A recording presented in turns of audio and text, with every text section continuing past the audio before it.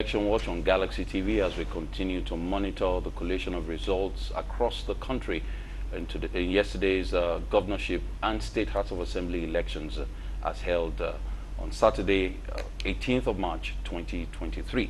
I have joining me in the studio Habib Aruna. He's the editor-in-chief, The Pledge News Online. Habib.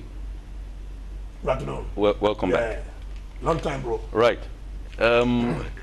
Tell us very briefly before we take a live report from Ogun State, your general view of the elections, especially with the hindsight of where we came from in February to yesterday's elections. What we saw yesterday, because I moved around before I voted,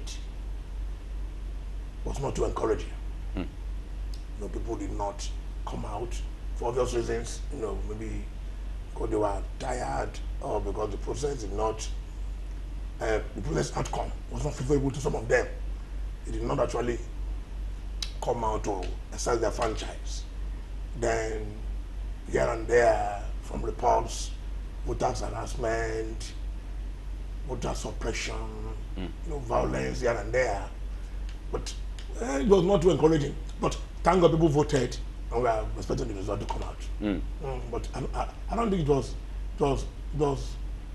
a good day for democracy. I was not too happy the way Tom and Destiny, particularly in Lagos, where people were suppressed, many people were harassed. Even where I used to vote, they brought out the polling booth from the inside the estate to outside the estate. So by so doing, many people did not come out to vote. For security reasons? I don't know. It's possibly for political expediencies, But generally it was peaceful where I voted. But if you hear reports from other areas in the state, indication of people being forced not to vote, certain part of the country not to vote, and voters inducement, And I was thinking that the police will be more proactive. We saw this time before the election that there's bound to be violence, there's bound to be intimidation. Right. I was thinking that measures would have been put in place to forestall it, to prevent it from happening. But that did not happen. So I think there are questions that need to be answered. Right. Yeah. Right. But let me ask you. We'll come back to some of these issues as it happened yesterday and also in February. The performance of INEC in both elections, February and again yesterday. What do you think INEC did? What did they do differently from what happened in February? Good question. You see, the main problem, the main reservation of people against INEC, the February 15 election, was that the beavers and other porters were not functioning. The results were not being transmitted electronically. Right. As stipulated by the... That was in February. In February. Right. So we were thinking that an INEC, days after the elections, came out to say, yes, there are problems which should be resolved before the governorship election. That was the reason why the thing was postponed. Right. And the postponement, the postponement largely affected people's behavior, people's mood and attitude towards the poll. Right. It affected their morale, and they were not too happy to participate in yesterday's exercise. Right. Yesterday's INEC officials came out on time with materials, But the same problem in some parts of the country, not all. Not all, most parts.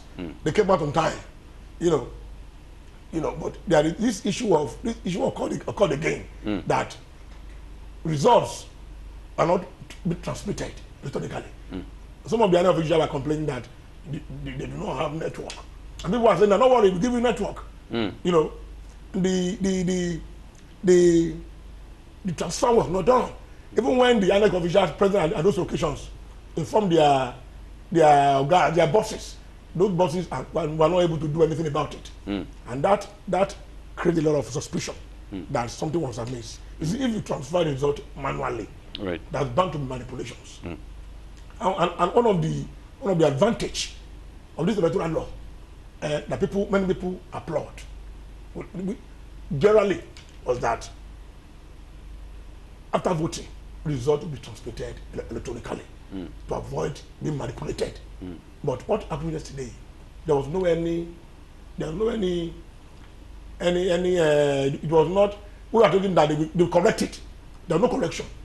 No. In most of the polling units, elections were transmitted to corridor centers manually, as against the law of the land. Which raises a lot of questions about the credibility of the process. Right. But let's look at the electoral law you talk about. And let's look at, you know, it was expected that things will change with the introduction of the amendment of that law. But we've still had issues of vote buying, violence, ballot box snatching, even the, snatching of beavers, you know. So what are the things that we need to do, or the things we need to undo to ensure that these processes are seamless? Those are very fine questions. You see, when the result of February 15 elections started coming in, I was very happy that for once Nigerians will have transparent, credible, free and fair elections. Which presupposes that once we have free and fair elections, there will be accountability, there will be effective governance and leadership. You know, because if you look at the result generally, it was largely free and fair. Right. Even though there were some cases of this suppression of violence, but very minimal as compared to what we saw yesterday. You know, so the result was a reflection of what people did on election day. But yesterday was directly opposite of what we saw 3 weeks ago. You know, with that suppression, people being forced, people being told not to come and vote for their perceived, for who they wanted. You know, people not being free, the atmosphere not being conducive for people to make their choices. Right. You know, so I think it was contrary to what is in the constitution, what is in law, electoral law. You know, and I think it just shows that Nigerian politicians they have a way to circumvent what is on ground. Right. You know, and if you look at what happened yesterday, in some states, not all the states, right, you know, that will not truly reflect what people wanted. Right. You know, people were not able to make their choices in an openly and fair manner, in a credible manner. Right. So there's no way you not question some of the results that are products of that sort of exercise. Right. You know, and as I said, the results were not transmitted electronically. This will surely affect the credibility of the process. Right. You know, I don't know what will happen, but I think we have to face Nigerians and tell us what happened. Right. Why did but looking at the issues, I had someone in here yesterday that looked at the issue of transmitting this result electronically. Is INEC bound by that, or is an option to transmit? I'm not a lawyer.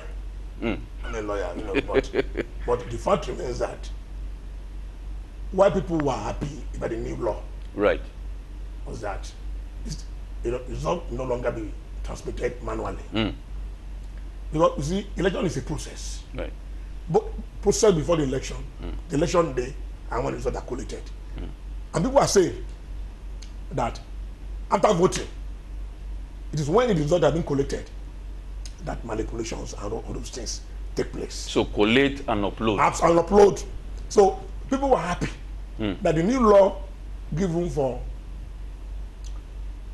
credibility, for transparency. In other words, after voting, voters will wait behind and ensure that the results are transmitted electronically, right, to the portal, and for one transmission to INEC to put it on their website for everybody to see, you know. But we've not seen that taking place, both February 15 and yesterday, you know. So there are many lacunas, you know, that the political class, politicians, are exploiting. Well, if you recall, INEC did say that there were several attempts to hack, its website, and that was a problem also, or a challenge in uploading those results. For goodness sake, more than 40 billion naira was budgeted for this exercise. 300 billion. More than 40 billion. Quote me. More than 40 billion was budgeted for this exercise. Even banks, smaller banks, are being hacked by criminals. So INEC should have expected this to happen. The people, some people will be desperate, to circumvent the process to their own interest. Right. So they should have put in place measures to prevent hackers from getting to this. So these beavers and their portal. Right. That is too simplistic for me to take. So what I'm concerned about is that INEC had an opportunity for 4 years to prepare.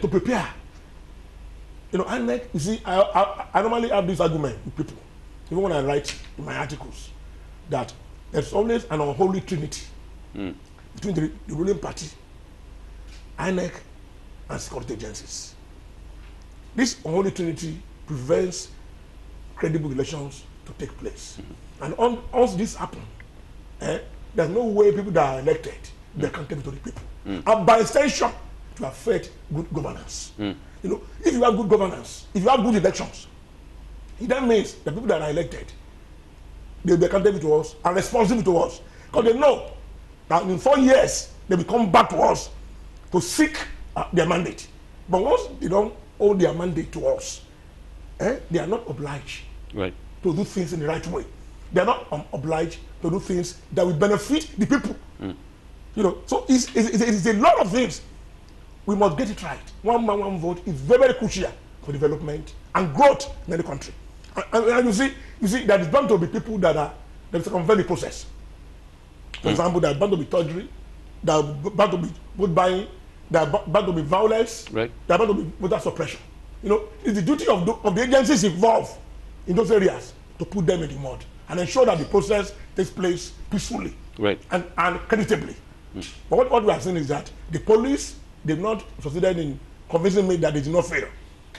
INEC has shown that they lack the capacity to give Nigerians credible elections. Okay. So let me ask you. Yeah. You've analyzed these issues point by point. What is the way forward in terms of these elections have come and gone?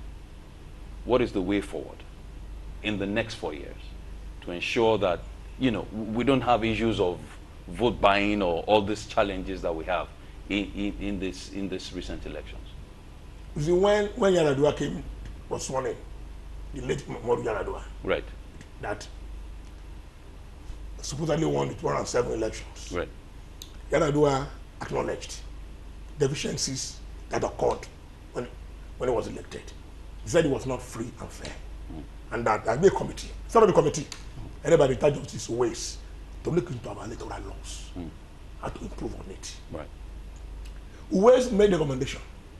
They are still there. The recommendations are still there. They can dust it up. Look at it critically. Because you see, my fear is that once people now realize that their votes do not count, we are in for a big problem. What happened on the 15th of February? People were galvanized. The 25th of February. People were enthusiastic that this process can be relied upon. This process can be trusted. They came out in droves to vote. The result came out. Largely because of one candidate, Peter Obi, that people saw as a messiah. They came out to vote, and result that came out, I said it earlier on, the result that came out was a reflection, mostly is a reflection of what they wanted. For a reason known to INEC, they want to go back to the poll 2 weeks after, and they cheated it a week. A week. People were now despondent. People were not happy. That largely affected what happened yesterday. And again, there were a lot of blackmail, a lot of threats, a lot of people were saying a lot of things in the social media, which those involved should have been questioned or even arrested. Nothing happened. I'm going to